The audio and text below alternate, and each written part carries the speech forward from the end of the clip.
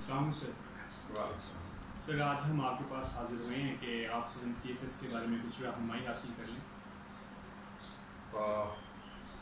बिस्मिल्लाहिर्रहमानिर्रहीम। अल्लाहुम्मा सल्लि अला मुहम्मदिन व अला आलि मुहम्मदिन व बारिक वसल्लम। अज़ीज़ तलबा, CSS या कम्पिटिटिव एग्ज़ाम, इसको हम सिर्फ एग्ज़ाम समझते हैं, जो मेरे नज़दीक एक बहुत बड़ी गलतफ़हमी है। मेरे नज़दीक CSS एक एटीट्यूड का नाम है। जब तक वो एटीट्यूड डेवलप नहीं होता, आप CSS के आर्डेंट सीरियस कैंडिडेट नहीं कहला सकते। वो एटीट्यूड क्या है? उस एटीट्यूड के मेरे नज़दीक 5 कंपोनेंट हैं। आप मुख्तलिफ अहबाब से जो CSS की कोचिंग करते हैं, जो अहबाब को रहनुमाई फराहम करते हैं, जब उनसे मिलेंगे तो हर बंदा आपको अपनी राय के मुताबिक सजेस्ट करेगा और एडवाइस करेगा। लेकिन मेरा जो ज़ाती एक्सपीरियंस है, which is spread over at least 2 decades. I joined civil service in 1998, and in 1999 I started coaching the CSS aspirants. Since then, what I have learned and what I have accumulated in terms of experience, that is that CSS or competitive exam of any category is more of an attitude. I have given this thing in my book, Gender Studies, in very first line, that CSS is an attitude, not an exam. So what is that attitude? To me, it has 5 major components. First component is reticence, or you can say your conservative attitude, your self-control. What is that reticence, self-control? In my opinion, that is, आप generally देखते हैं कि people announce that they are going to appear in a competitive exam. They tell their friends, they share with their family members, and at times they share this thing with those which are least concerned about your exam, whether you appear or not. तो ये जो तरीक़ाकार है, आप students के अंदर, aspirants के अंदर एक आदत है कि वो अपने महल्ले में एक शोहरत के तौर पे कि जी मैं CSS का या मैं PMS का एग्ज़ाम दे रहा हूँ, तो मेरे नज़दीक इस तरह के एटीट्यूड से बचना बहुत ज़रूरी है। उसकी वजह क्या है कि सारे लोग आपके दोस्त नहीं होते, सारे लोग आपके दुश्मन नहीं होते। आपके बहुत सारे अच्छे दोस्त जब ये सुनेंगे कि आप CSS के लिए या किसी और कम्पिटिटिव एग्ज़ाम के लिए तैयारी कर रहे हैं, तो अगर उनके अपने अंदर कैलिबर नहीं है या किसी भी कोने में आपके बारे में उनके नफरत भी पाई जाती है, जो एज अ ह्यूमन बीइंग इंसान के अंदर एक जेलसी की सूरत में मौजूद होती है, तो एक वो नेगेटिव वाइब्स क्रिएट होंगी। हो सकता है उनमें कुछ ऐसे लोग हों जो आपके खिलाफ बददुआएं भी करें, कुछ ऐसे लोग हों जो इस हद तक फैमिली में बाज़ औक़ात लोग होते हैं तो जादू टोना तक भी आ जाते हैं। फिर ऐसा हो सकता है कि जब आपको कोई सरेराह मिले तो क्या सुनाए भाई आपका कम्पिटिटिव एग्जाम की तैयारी कैसी जा रही है। कुछ ऐसे भी होंगे जो कहेंगे, जिनको आपके ऊपर बहुत ज़्यादा ट्रस्ट है, जो समझते हैं कि आपके अंदर बहुत कैलिबर है, तो आपसे ये कहेंगे कि हमें आप पर यकीन है, आप कामयाब हो जाएंगे। तो कितनी तैयारी आपने कर ली है। तो गोया आप अपने आप को मुस्बित और मनफी दोनों तरह के प्रेशर के नीचे ला रहे हैं। इस प्रेशर की कतन क्या ज़रूरत है। आप खामोशी से अपना एग्ज़ाम दीजिए, तैयारी कीजिए, एग्ज़ाम दीजिए, जब रिजल्ट आएगा सबको पता चल जाएगा। ये मोहल्ले में शोशा, ये मीडिया के दोस्तों के साथ शेयर करना जी मैं आजकल कम्पिटिटिव एग्ज़ाम की तैयारी कर रहा हूँ, तो ये जो एटीट्यूड है जिसके अंदर आप रिलैक्टेंस या कंजर्वेटिव आदत नहीं अपनाते कि लोगों के साथ इसको ना शेयर किया जाए, तो बाज़ औक़ात ये आपके लिए तकलीफ का बायस बनता है। इसकी मैं एग्जांपल दूंगा उस्मान खालिद की, जो मेरा बरखुरदार है, नेफ्यू है। वो एक चांस में जब ड्रॉप हो गया, नहीं कर सका, तो मैंने उसे कहा कि आप दोबारा तैयारी करें। उससे कहा कि मैंने इम्तिहान नहीं देना। मैंने उसे कहा कि नहीं, आप ज़रूर इम्तिहान दें, आपके अंदर माशाल्लाह काबिलियत है, you are a talented individual and you can go successfully through it. तो वो तैयार नहीं हुआ। मीनवाइल उसकी उसी प्रिपरेशन पर, जिस प्रिपरेशन में वो CSS क्वालिफाई नहीं कर सका, उसकी सिलेक्शन स्टेट बैंक में बतौर ऑफिसर हो गई। फिर मैं उसको परसिस्टेंट परसुएशन करता रहा। मैंने उसे कहा कि मैं किसी को नहीं बताऊंगा कि आप एग्जाम में अपीयर हो रहे हैं। इस बात पे वो अग्री हुआ कि अगर आप किसी को नहीं बताएंगे, ये आपकी मेरी कमिटमेंट हुई, अगर आप किसी को नहीं बताएंगे तो मैं फिर तैयारी करता हूँ। मैंने कहा ये मेरी और आपकी कमिटमेंट है। मैं लाहौर में था, वो कराची में था। हमारी जो डिस्कशन मुख्तलिफ मामलात में, गाइडेंस के इश्यूज, वो सारे टेलीफोन के ऊपर होते रहे।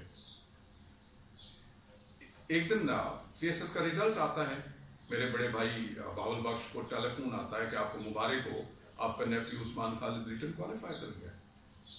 वो कहते हैं नहीं, उसने तो एग्जाम ही नहीं दिया, ये कोई और उस्मान खालिद होगा। इसी कंसेक्यूटिवली 2-3 और टेलीफोन उनको दोस्तों के आते हैं, तो हर एक को वो ये बताते हैं कि नहीं, उसने तो एग्जाम ही नहीं दिया। लेकिन जब मैं सुनता हूँ तो मैं अंदर से बहुत खुश होता हूँ कि अल्हम्दुलिल्लाह उसने रिटर्न क्वालिफाई कर लिया। मगर मैं भाई को नहीं बताता, क्योंकि मेरी उस्मान खालिद के साथ ये कमिटमेंट थी कि मैं उसे उसकी इस बात को राज रखूंगा। ये बात तब लोगों को पता चलेगी जब वो इम्तिहान में कामयाब हो जाएगा, अदरवाइज हम ये किसी को नहीं बताएंगे। जब ज्यादा टेलीफोन आना शुरू हुए तो मुझे इस बात का एहसास हुआ कि हम झूठ बोलेंगे, हर एक को ये कहेंगे कि नहीं उसने एग्जाम नहीं दिया, और मुझे इस बात का पता है, भले भाई को नहीं पता, तो ये कुफरान नेमत में भी जाएगा। मैंने उस्मान खालिद को कॉल की, मैंने कहा बेटा आपको बहुत बहुत मुबारक हो और आप इमामों से बात कर लें। तो जब भाई को पता चला कि मुझे पता है तो मेरे साथ भी नाराज हुए, और उन्होंने उस्मान से जब बात की तो उसने अब्रप्टली ये कहा मामू मैंने तो इम्तिहान नहीं दिया। खैर मैंने उस्मान को समझाया कि ये कुफरान नेमत में हमें नहीं जाना चाहिए। जितना हम रेटिसेंस ऑब्जर्व कर सकते थे, हम कंट्रोल एक्सरसाइज कर सकते थे, हमने लोगों को नहीं बताया। अब अल्लाह ने कामयाबी दी है तो कोई बात नहीं मामू, जिस वक्त तक, उनके क्या अल्फाज से, नहीं मामू जिस वक्त तक इंटरव्यू का रिजल्ट आ जाता आपको नहीं बताना चाहिए। मैंने कहा बेटा इतना ही काफी है जितना हमने कंट्रोल एक्सरसाइज किया। मैंने अपनी सिस्टर को कॉल की, मैंने कहा मुबारक हो आपका बेटा रिटर्न क्वालिफाई कर गया CSS का। भाई उसने तो एग्जाम ही नहीं दिया था। तो मैंने उन्हें भी बताया कि ये सिर्फ मुझे पता था या उसको पता था, या हमारे रब्बुल इज्जत जानते हैं कि ये हमने किसी के साथ शेयर नहीं किया था। अब वो सिस्टर भी हैरान कि इतना आला ज़र्फ है मेरा बेटा कि उसने इस बात को इस तरीके से रेटिसेंटली लेके चला है। वो किस्सा को था। तो ये होता है सेल्फ कंट्रोल। जब आप किसी को नहीं बताते, अल्लाह ने आपको कामयाब, अगर आपके अंदर कैलिबर है तो करना ही करना है, लेकिन आप लोगों के नेगेटिव और पॉजिटिव अनड्यू प्रेशर से बच जाते हैं। और अल्हम्दुलिल्लाह उसने फाइनली 21st पोजीशन ली, 300 से ज्यादा मार्क्स इंटरव्यू में लिए, 21st पोजीशन ली, DMG में आया और आज एक अच्छी पोजीशन में डिस्ट्रिक्ट में वो तैनात है। तो कहने का मकसद ये है कि हमें सबसे पहला हमारा एटीट्यूड का कंपोनेंट है कि हमने आला ज़र्फी का मुजाहरा करना है।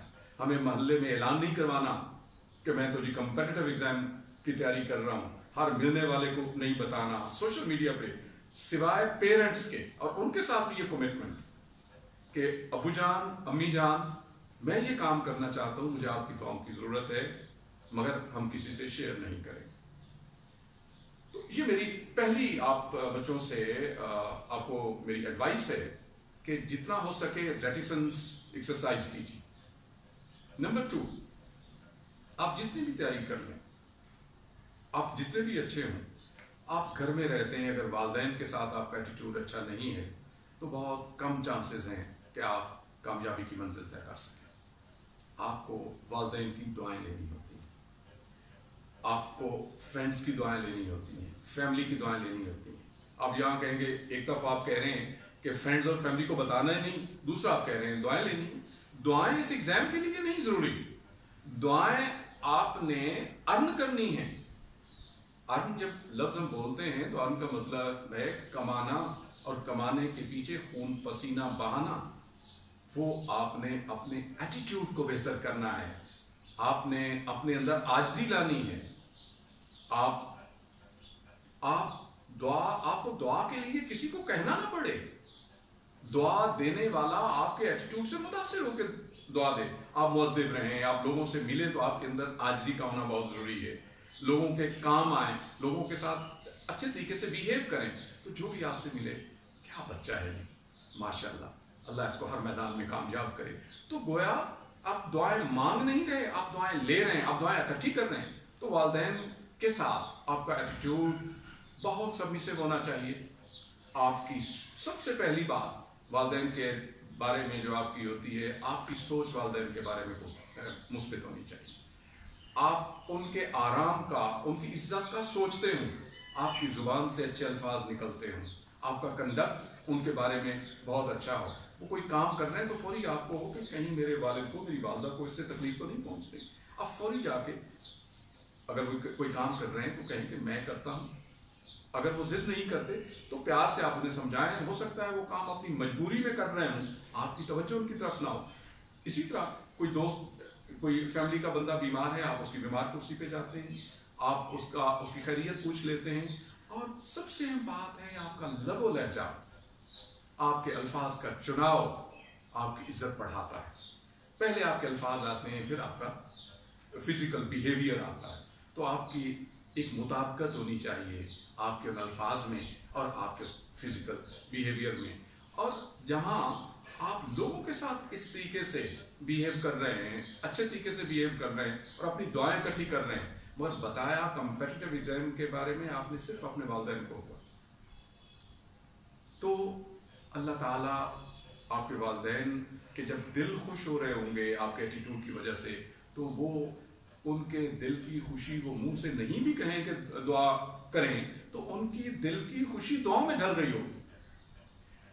आपके दोस्त, आपके अजीज, मिलने वाले जिनके साथ आप जिंदगी में अच्छा बिहेवियर अपना रहे होंगे, वो बिहेवियर या उनके दिल की खुशी आपके लिए दुआओं में ढल रही होगी। तो आपके एटीट्यूड ने गोया हर तरफ से दुआएं अर्न की। अर्न क्या की? आपने एक सेल्फ कंट्रोल एक्सरसाइज किया, आपने अपनी फॉल्स ईगो को कंट्रोल किया। इंसान की जिंदगी में सबसे बड़ी दुश्मन उसकी फॉल्स ईगो है।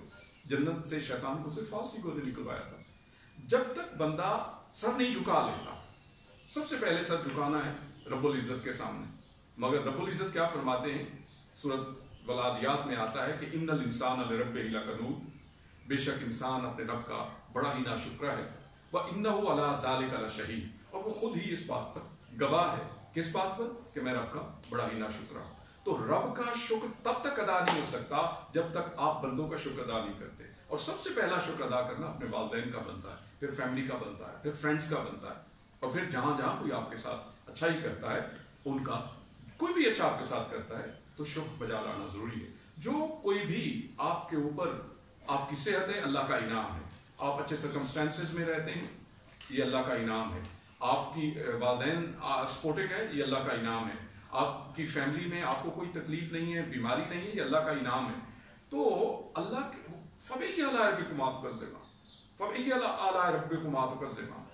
आप अपने रब की किस किस नेमत को झुटलाओ, किस किस नेमत को झुटलाएंगे? तो गोया अल्लाह ने आपको इतनी ज्यादा नेमतें दी हैं, इनका तशक्कर अदा करना यह है कि सर झुका लें। जब भी कामयाबी मिले, जब भी कोई खुशी मिले, तो आपका सर झुक जाए, मेरे मालिक ये मेरी कोई अचीवमेंट नहीं है। आप दुनिया का बड़ा से बड़ा इम्तिहान, दुनिया से दुनिया की बड़ी से बड़ी मुहिम सर कर लें, बड़े से बड़ा इम्तिहान पास कर लें, आपका सर झुक जाना चाहिए। मेरे मालिक मेरे अंदर कुछ नहीं था, ये तेरी दी हुई नेमतें थी जिन्होंने इकट्ठे होकर मुझे इस मंजिल पर पहुंचाया, और मैं सिर्फ तेरा शुक्र अदा करता हूं। या अल्लाह, अगर मैं आपका करम शामिल हाल ना होता तो मैं इस मंजिल पर कभी ना पहुंच सकता। लेकिन अगर कोई नाकामी होती है तो उसका आपने कभी नाशुक्री नहीं करनी। हो सकता है उस नाकामी में अल्लाह आपका टेस्ट ले रहा हो। इस बात पे मैं कभी अपने हवाले से बात करूंगा। ये भी अल्लाह ताला इंसान का टेस्ट लेता है कि क्या नाकामी पे ये खुश होता है। हो सकता है उसने आपके लिए बहुत बड़ा कुछ आगे रखा हो, आप एक छोटे से एग्जाम में कामयाब नहीं हो सके, नाकाम हो गए, तो आप रोने बैठ गए, गोया आपने नाशुक्री की। तो तीसरी बात जो मैंने आपसे की वो ह्यूमिलिटी की है, आजिज़ी की है। आपके रवैयों में आजिज़ी होनी चाहिए। बड़ों से मिले तो झुक के मिले, वालिदैन से मिले तो सर झुका के मिले। आपको वालिदैन के साथ बहस नहीं करनी चाहिए। बहस का मतलब क्या होता है? जब आप वालिदैन के साथ बहस कर रहे हैं, बड़ों के साथ बहस कर रहे हैं, डिबेट क्या होती है? डिबेट का मतलब है I don't accept your point of view, then you go into debate. आप तकारीर करते हैं, आप कॉलेजेस में तकारीर करते रहे, तो डिबेट्स क्या होती थी? आप दलील के साथ साबित करते हैं कि मेरा जो मुखालिफ है उसका पॉइंट ऑफ व्यू गलत है। तो जब आप वालिदैन के साथ बहस करते हैं तो इम्प्लिसिटली आप उन्हें गलत कह रहे हैं। अब बड़े के साथ बहस कर रहे हैं तो आप उसे गलत कह रहे हैं। तो किसी से डिसएग्री करने का भी एक अंदाज होता है, आई बेग टू डिसएग्री, आप बिल्कुल सही कह रहे हैं मगर मेरी आज जाना रही है। तो आप अपने एटीट्यूड के अंदर ह्यूमिलिटी लाएंगे तो देखेंगे वो जो दूसरी बात मैंने कही थी दुआओं वाली, ये भी दुआएं इकट्ठी करेगी और अल्लाह रब्बुल इज्जत आपके ऊपर जितना आप झुकेंगे इनामात बढ़ते जाएंगे। बड़ी मशहूर मिसल है कि झुकता वही है जिस पे फल लगता है। जिस तरफ पे फल लगा होगा वो झुका होगा, वगरना जिस पे फल नहीं है वो सीधा खड़ा होगा और उसकी कोई इज्जत नहीं होगी, वो खड़ा खड़ा सूख जाएगा। हमेशा जिस पे फल लगता है वो ताज़ा रहता है, मालिक भी उसका ख्याल रखता है, उसकी काट छांट करता है, उसको पानी देता है। और जिस पे फल नहीं लगता अमूमन मालिक उसको काट देता है। तो हमें जिंदगी की इस बुनियाद से कटना नहीं है, इससे जुड़े रहना है और अल्लाह के सामने आजिज होके और बड़ों की, बुजुर्गों की, फैमिली की, फ्रेंड्स की दुआएं लेके जुड़े रहना है। इसके बाद अब बहुत अहम बात है, मैंने आपसे 3 बातें एटीट्यूड के कंपोनेंट्स के तौर पे, जिन्हें मैं कंपोनेंट्स ऑफ एटीट्यूड कहता हूँ। मैंने आपसे कहा कि सबसे पहले आप रेटिसेंस या कंजर्वेटिव एटीट्यूड या सेल्फ कंट्रोल अपने ऊपर एक्सरसाइज करें। Don't unduly share your intention of appearing in competitive exam with anyone except your parents. Number 2 मैंने आपसे बात कही prayers, collect prayers, gather prayers, accumulate prayers. Thirdly, मैंने आपसे बात की humility, maintain humility, which has embedded in it the sense of gratitude as well. चौथी अहम बात है get rid of time wasting culprits. Nowadays, in this time in life, in this point in time wasting culprits are abundant in number, but you have yourself to assess, to evaluate what are your time wasting culprits. क्योंकि हर बंदे के time wasting culprits एक नहीं हो सकते। मिसाल के तौर पे एक ऐसा स्टूडेंट है, एक ऐसा कैंडिडेट है जिसके मिलने वाले बहुत ज्यादा हैं, जिसकी फ्रेंडशिप बहुत ज्यादा है, जो सोशल गैदरिंग पे यकीन रखते हैं, कभी इधर चाय पे, कभी उधर होटल में, कभी आपके घर पे सारा दिन।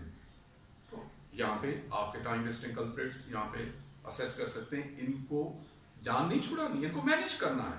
When I say remove time wasting culprits, I say manage those time wasting agents. अगर दोस्त मिलने वाले हर वक्त आए जाए रहते हैं तो आप उनके साथ कोई अपॉइंटमेंट्स बना सकते हैं, टाइम फिक्स कर सकते हैं किसी भी तरीके से। अच्छे दोस्त हमेशा आपकी बात मानेंगे। दूसरी बात, एक बंदा सारा दिन ईमो पे रहता है, व्हाट्सएप पे रहता है, दीगर मुख्तलिफ एप्लीकेशंस पे रहता है, इंटरनेट पे बैठा रहता है, फेसबुक सारा दिन खोले रखता है। तो CSS का aspirant, I think hardly could a CSS aspirant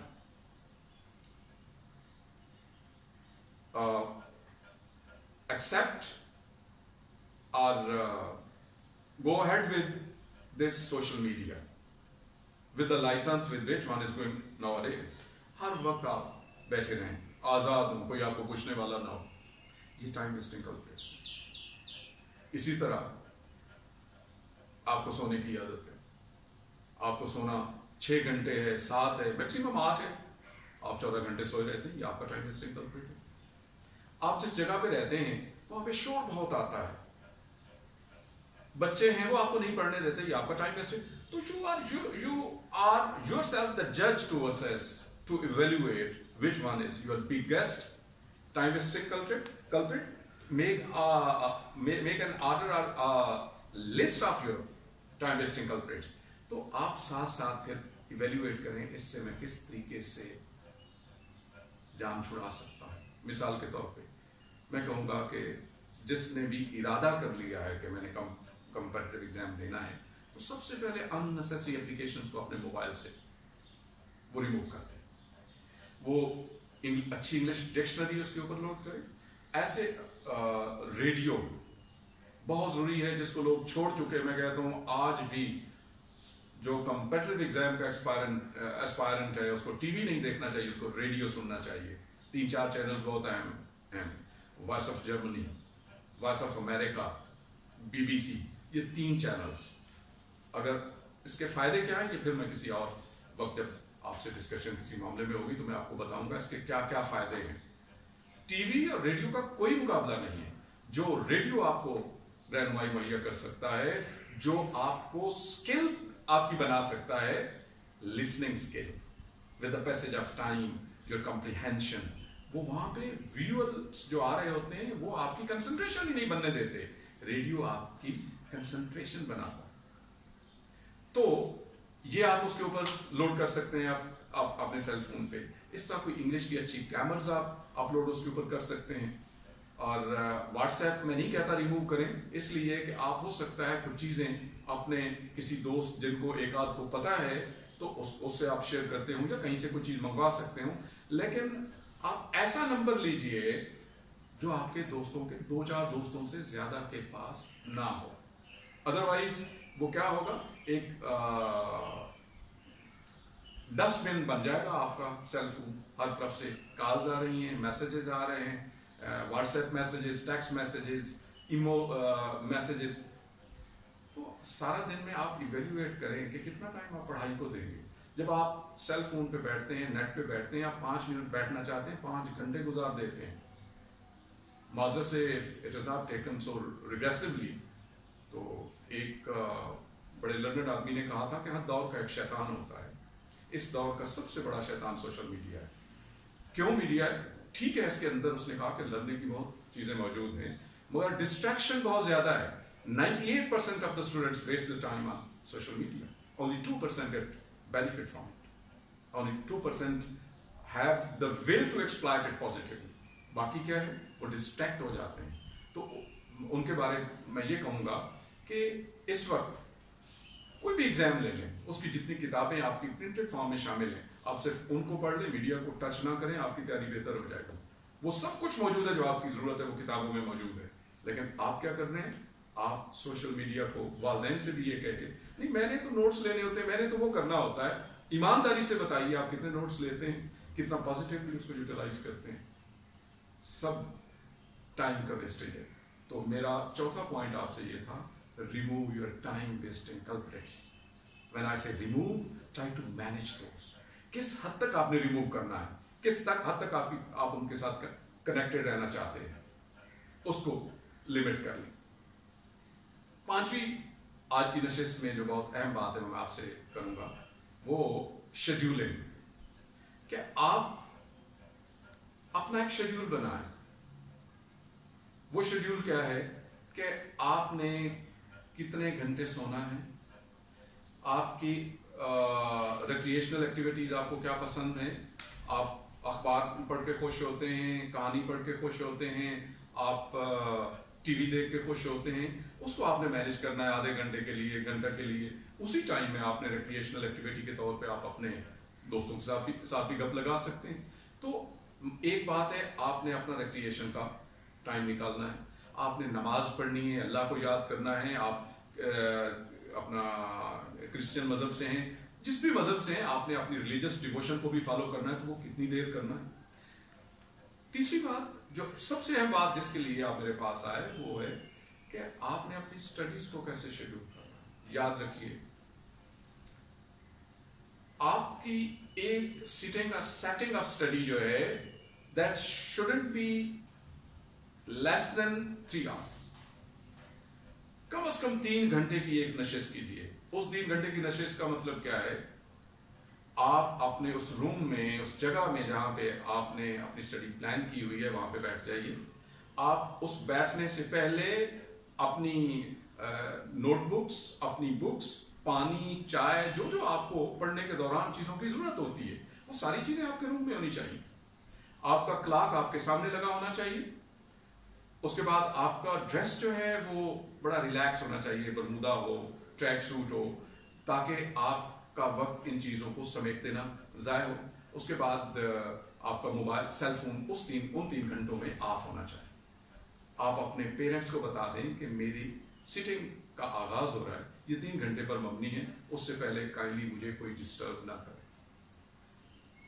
आप 3 घंटे में आप एक दफ़ा जो भी आपने एक टॉपिक सेट किया हुआ है, आपने अपना टाइम टेबल बनाया हुआ है, जो आपका सब्जेक्ट है, 3 घंटे में वो आप एक अपनी असाइनमेंट पढ़िए, सेकंड रीडिंग लीजिए, अंडरलाइन करते आइए, और तीसरा घंटा जो 2 घंटे आप उसको पढ़िए जितनी दफ़ा आप पढ़ सकते हैं, तीसरा घंटा है आपको ज़हन नशीं करने का।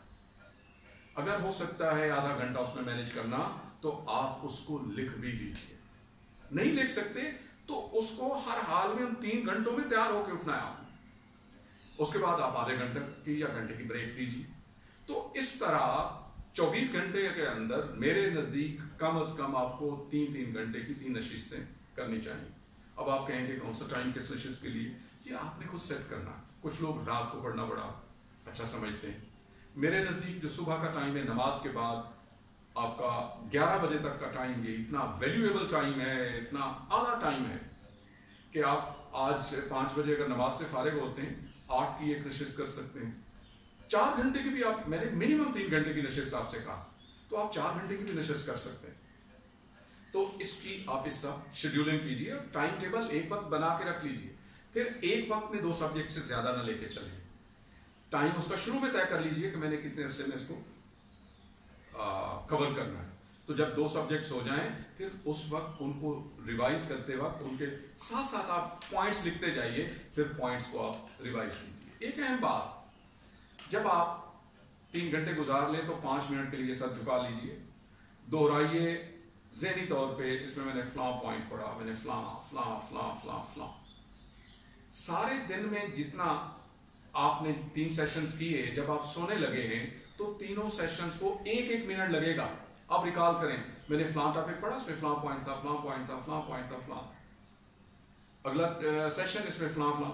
इस तरह आप रिकॉल करेंगे और आपकी रिटेंटिविटी रहेगी। जब आप सो के उठते हैं, उठ के जब आप फ्रेश होके बैठिए 5 मिनट, फिर पिछले दिन के वो जो 3 सेशंस आपने किए थे, उन पॉइंट्स को रिकॉल कीजिए। उसके बाद अगला, तो आप अगला जो आपका सेशन है वो शुरू कीजिए। तो गोया आपकी रिटेंटिविटी आप देखेंगे किस तरह बढ़े। तो ये शेड्यूलिंग का जो आपका कंपोनेंट है, ये बहुत अहम है। तो बच्चों, आपने जो आज तशरीफ लाए, इसमें 5 चीज़ें हैं, 5 कंपोनेंट सीखे। और ये किसके कंपोनेंट हैं? ये एटीट्यूड के कंपोनेंट हैं। इन चीज़ों को मिलाएं तो नवाज खालिद इनको एटीट्यूड कहता है। और कोई आप चीज़ और मुझसे पूछना चाहें तो जो है। सर, मेरा एक क्वेश्चन था कि क्या हम जॉब कंटिन्यू रखते हुए तैयारी को कंटिन्यू कर सकते हैं? क्वेश्चन है कि क्या एक बंदा जो जॉबियन है वो जॉब कंटिन्यू रखते हुए साथ साथ तैयारी कर सकता है? मैंने अपनी ज़िंदगी में अपने कोलीग्स में ये देखा है कि ऐसे लोग जो जॉब पे भी जाते हैं और साथ साथ इम्तिहान की भी तैयारी करते हैं, इनकी कामयाबी के चांसेस बहुत कम होते हैं। ये जैसे मैंने कहा ना कि ये कम्पिटिटिव एग्जाम एक एटीट्यूड का नाम है। वो एटीट्यूड बुनियादी तौर पे इन तमाम चीज़ों को मिला के आपका सोना, आपका बैठना, उठना, जागना, सोचना एक महवर के गिर्द घूमता है, और वो आपका CSS है, वो आपका PMS है, ये जो भी और किसी नेचर का आप कम्पिटिटिव एग्जाम दे रहे हैं। एक टेस्ट होता है, एग्जाम होता है, हम टेक्निकल टर्म में एग्जाम वो है जिसके रिटर्न डिस्क्रिप्टिव पेपर्स होते हैं। टेस्ट वो होता है जो 1 पेपर आप ऑब्जेक्टिव टाइप या MCQ टाइप आप देते हैं। तो दोनों में मुख्तलिफ एग्जाम्स हैं जिनके कंपेटिटिव एग्जाम्स होते हैं। मसलन एक तो PMS और इसका CSS का कंपेटिटिव एग्जाम है, बहुत सारे टेस्ट होते हैं और भी एग्जाम। जो भी आप क्योंकि दुनिया चली कंपेटिटिव बेसिस पे रही, तो आपने कम्पीट करना है। कम्पीट करने के लिए पॉइंट्स में मार्क्स से फर्क पड़ता है। आप ये समझते हैं मैं जॉब भी कंटिन्यू रखूँ तो मैं लोगों से कम्पीट भी ऐसा करूँ। लोग दिन रात बैठे मेहनत कर रहे हैं, उनसे आपको आगे निकलने के लिए उतनी ही मेहनत करना होगी, उनसे ज़्यादा मेहनत करना होगी। तो आपको जॉब से ऑफ लेना ज़रूरी है, वरना आप पढ़ के जाएंगे, घर एक सेशन करके जाएंगे, आप ऑफिस जाएंगे, सारा दिन में जो आपने पढ़ा है वो आपके जहन में ही नहीं आएगा, क्योंकि your chores at office that are of different nature. हो सकता है वहाँ पे दफ्तर में बहुत ज़्यादा अनकंफर्टेबल सिचुएशन बन जाती है, उस अनकवर्ड आपको बुलशिट सुनना पड़ जाती है। तो वो जो आपको डिप्रेशन वहां पे होगा, आपको फ्रस्ट्रेशन होगी, वो चीजें आपकी तैयारी को अफेक्ट कर रही होंगी।